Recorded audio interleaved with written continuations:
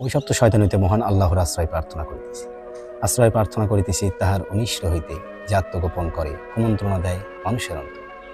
জিনদের মধ্য হইতে মানুষের মধ্য হইতে হে দয়াময়, তুমি আমাদেরকে আশ্রয় দান করো তোমার সৃষ্টির সকল কিছু অনিষ্ট।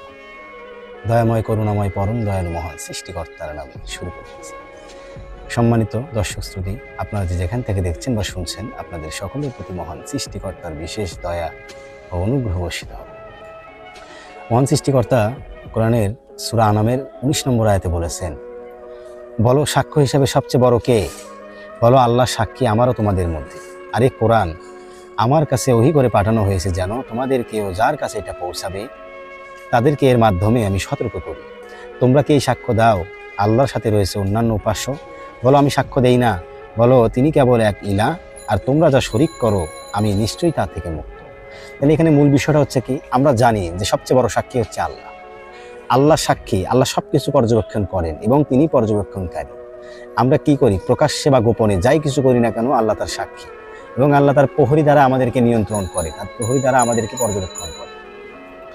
এই যে আল্লাহ বললেন সবচেয়ে বড় সাক্ষী আল্লাহ, তাহলে আল্লাহ মুহাম্মদ সাল্লাল্লাহু আলাইহি সাল্লামকে বলতেছেন তুমি বলো, তুমি কি বলো, তুমি এই কথাগুলো বলো যে আমার কাছে এই কোরআন ওহী করে পাঠানো হয়েছে যেন আমি তোমাদেরকেও যার কাছে এটা পৌঁছাবে।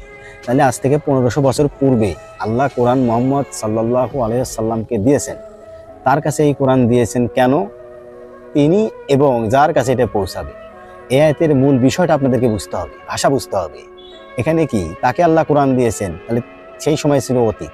তাহলে তিনি যাওয়ার পরে এই কোরআনকে আমাদের কাছে পৌঁছায় নাই, আমাদের কাছে কিন্তু এই কোরআন পৌঁছে গিয়েছে। তাহলে এখানে বলা হচ্ছে যে এই কোরআন তোমার কাছে ওহী করে পাঠানো হয়েছে তোমার কওমকে এবং যার কাছে এটা পৌঁছাবে। তাহলে তিনি তো চলে গিয়েছেন, এখন আমরা আছি। তাহলে এই 1500 বছর পরে আমাদের কাছে এই কোরআন পৌঁছে গিয়েছে। অবশ্যই মাধ্যমে কোরআনটা এসেছে।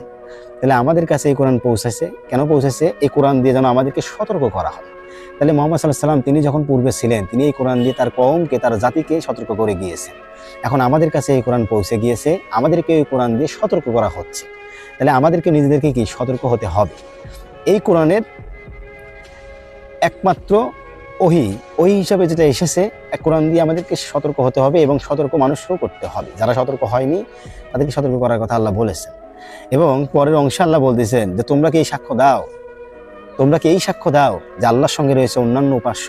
তাহলে আমরা জানি এখানে সাক্ষ্য দেওয়ার কোনো সুযোগ নাই যে আল্লাহ এক অদ্বিতীয়। আল্লাহর কোনো সমকক্ষ নির্ধারণ করার কোনো সুযোগ নাই, আর আল্লাহর সমকক্ষ নির্ধারণ করাও যাবে না। তাহলে আপনি যদি আল্লাহর সমকক্ষ নির্ধারণ করেন বা আল্লাহর সাথে অন্য আরেকজন উপাস্য রয়েছে তাকে যদি আপনি গ্রহণ করেন, তাহলে এই সাক্ষ্য মুহাম্মদ সাল্লাল্লাহু আলাইহি